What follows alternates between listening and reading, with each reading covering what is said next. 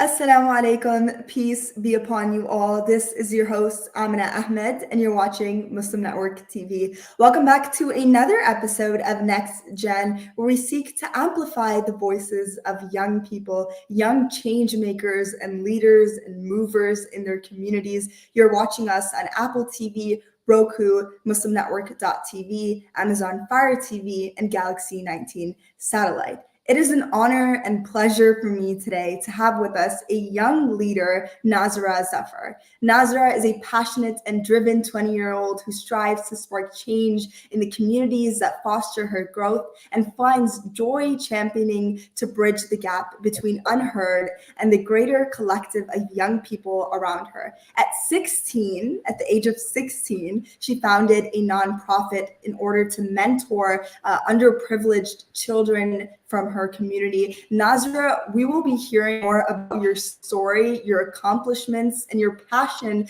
throughout today's episode, but it is an absolute honor to have you here today. Nazra is the award-winning recipient of, I believe, the Singapore's National Young Leader Award in 2021. Congratulations on that, as well as the Common Purpose Global's 25 Under 25 Global Legacy Award in 2022. Nazra is a change maker, a leader in her community. Thank you, Nazra, for being with us today. Salam. Thank you, Amna, for having me on the show. It's a great pleasure, and it's a great honor to be here with you today.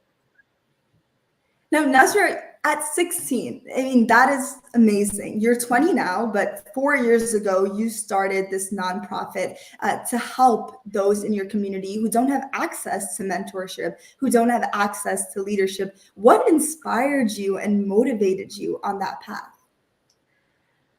I'd say it really came from a place when I was younger. It came from a lot of my childhood experiences and what I saw as I was growing up. I grew up in Singapore, and in Singapore, we have such a huge emphasis on education and how well you do in the system. The one thing that the Singaporean education system is unfortunately blind to is how young people within the system progress.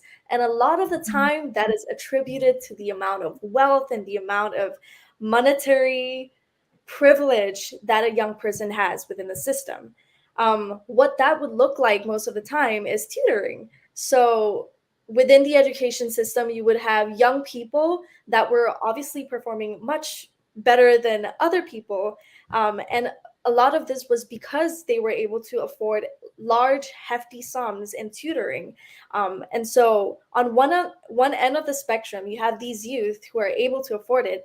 And unfortunately, on the other end of the spectrum, you have youth that are left behind by the education system just because they don't have the privilege of tutoring. So as I was growing up, I experienced that. I came from a household raised by a single mom. She was my biggest inspiration, and she really taught me to lead by example. So as I was, from my own personal experiences and as I was growing up, I saw how a lot of my peers, especially those who were performing a little on the lower side in terms of their academics, a lot of that was attributed to the environment that they would surround themselves with. And many of the time, this wasn't even their fault. It was something they were just exposed to. So I thought the value of mentorship and the value of having someone that looks like you, having someone that speaks like you, having someone like that step in and create that impact in your life, that was so memorable for me. And I saw that when I had peers who were performing better than me step in and help me out when I was struggling. So it took that for me, and it took some teachers to believe in me and give me leadership roles for me to eventually believe in myself and believe that my voice has weight and has value to it.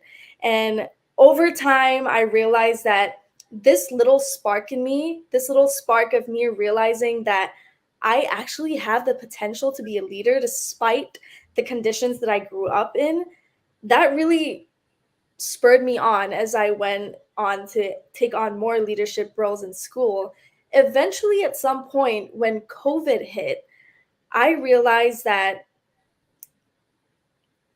a lot of tutoring was taking place online. So you would have these youth again being able to access tutoring online, and you would have students in the education system who are stuck in homes with more than five siblings in very tiny spaces where they don't even have space and, quite frankly, the privilege to sit down and be involved with their academia while also being involved at home. So, something that I set up was called Share Education. I set up a little nonprofit during the COVID period where I recruited a group of young people from all across the country. A lot of these young people were aged from 18 to 22, 23. A lot of them were older than I was. So there was also the aspect of intimidation from my point of view. But nevertheless, I saw that the mission of what I was doing was far greater than any personal thoughts I had towards my age and my validity as a young person. So eventually I started up She Education. We were comprised of a very small group of young people, and we eventually grew to a huge group of university graduates, university students, students in junior colleges in Singapore, and students in polytechnics. And all of these students served as mentors. And I named them casually, I named them She Educators. And our students would be students that we would meet with online. They would be referred to us from nonprofit organizations that financially and, I guess, socially help these students from families who come from a little bit more challenging situations. They would be referred to us, and we would introduce them into our tutoring program. What was implicit in this tutoring program was the mentorship aspect. So it was kind of a two-in-one thing where, you know, older youth would be able to mentor and tutor these youth over time, and we would see the impact roll out from there. Nazra, your story is quite frankly inspiring, that you experienced these difficulties firsthand and pushed through those difficulties to begin with, and then you made a change in your community by addressing that issue. That is very powerful. And as a young person, I think a lot of young leaders or young people in many spaces can relate to feeling as if you're not in the right place to be doing this work. Yeah. And regardless of that feeling, you kept pushing and you made a change in your community. And that in itself is so beautiful, Nazra. Helping those that come from an underprivileged background takes its shape, and it takes its form in many ways. And the approach that you have is so unique because not only is it through tutoring, but through mentorship. And like you said, to see young people like yourself doing a good job, accomplishing their dreams is inspiring, especially when you're not able to see that around you. So Nazra, that was beautiful to hear. And I also love how you attributed a lot of your success to your mother. That also is very beautiful, and I think that's worth just pointing out and re-emphasizing. You Thank you. told me that your mom would be watching us on live before anything else, and hi to Nazra's mother. Nazra, your skills that you developed through this mentorship program that you kind of took on during COVID, and it's still in its process. I hear it's, you're doing it, but you have moved on to other leadership initiatives. How have you used what you learned at 16 years old, developing this nonprofit organization, those skills today in the work that you are doing today? I think definitely the first thing as a young person who steps into rooms where multiple people, in fact, maybe 99% of the people in the room, they're going to be older than you, they're going to be more established than you are, they're going to hold fancy titles and positions that you clearly do not hold.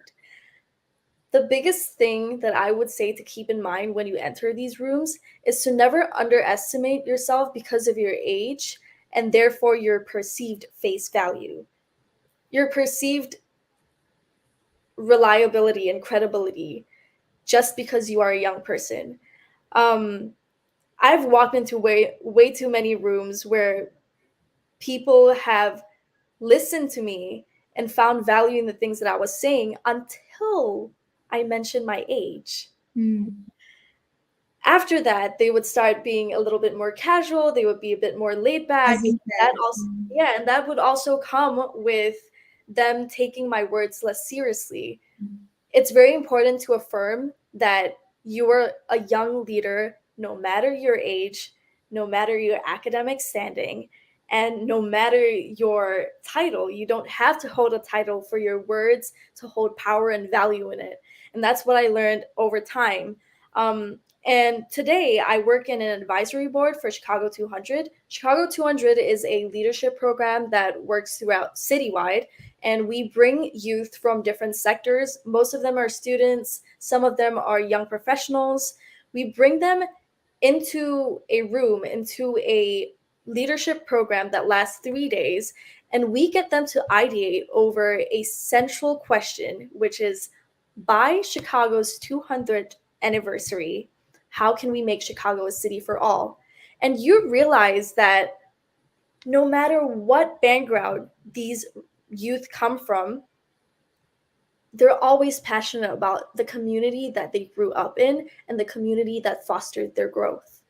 So, being around that, seeing the passion that all these youth bring into rooms and spaces where they share a common identity in was so inspiring that I always felt that I needed to share that to anyone, regardless of their title, regardless of the work they do.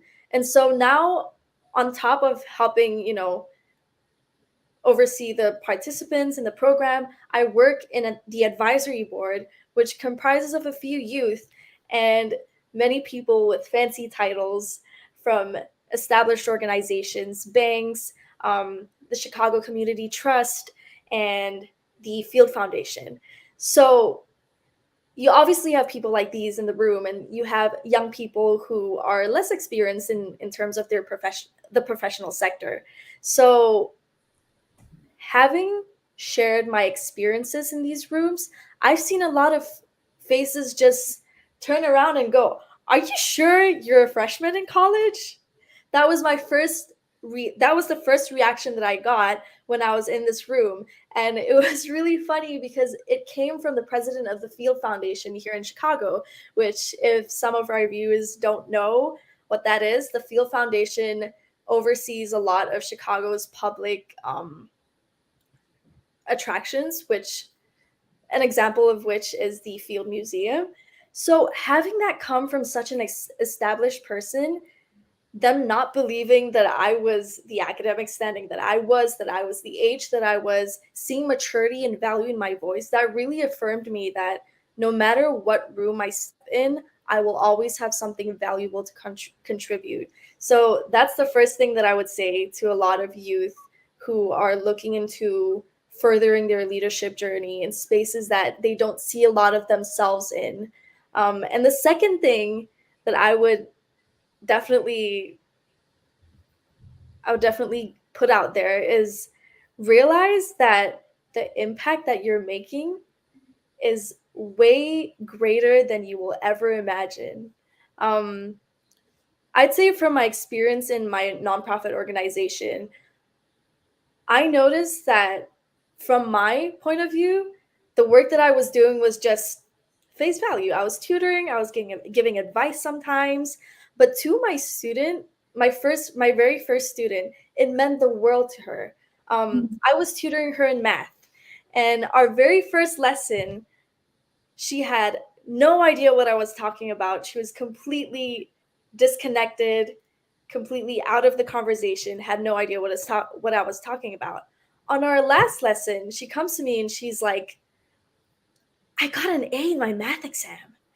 And I look at her in disbelief. I'm like, "Wow, that's amazing. That's awesome." But there was one thing that she said to me that really stood out, and I'll remember that for the rest of my life. She mentioned to me that she grew up in a community with underprivileged youth all around her. And this was in India. She immigrated to Singapore from India, and her village was full of youth and women who did not have the luxury of education and did not have the luxury of learning what leadership looks like for them. And she mentioned this to me. She mentioned that what I had taught her in the short span of me tutoring her and giving her little bits and pieces of advice was that she wanted to take the concept that I was putting forth to her, the whole tutoring and mentorship thing. She wanted to bring that back to her community in India and bring out the same impact for women who did not have the privilege of being educated when they were young, and for children who are not able to go to school because they can't afford it. And that was really what struck me, that my impact will always be far greater than what I perceive it to be. And that was the biggest part of my leadership journey that really affirmed me that a young person knows no boundaries. And Nazra, that story is powerful for many reasons. One, the work that you are doing isn't just limited to yourself. You are inspiring that work in another community. And the second thing is, I do believe a lot of young people, we view our work to be at face value, like you said, and we don't see the impact that it not only has on one individual but on the rest of their life, on the people that they too will also help. So that story is very inspiring, Nazra, and the way that you have been able to develop your skills from mentorship to doing the work that you're doing right now, from moving to Singapore to Chicago, is an amazing and wonderful story. Nazra, we will be right back with you on NextGen after our short break. You're watching us on Muslim Network TV, Apple TV, Roku, and Galaxy 19 satellite. We'll be right back.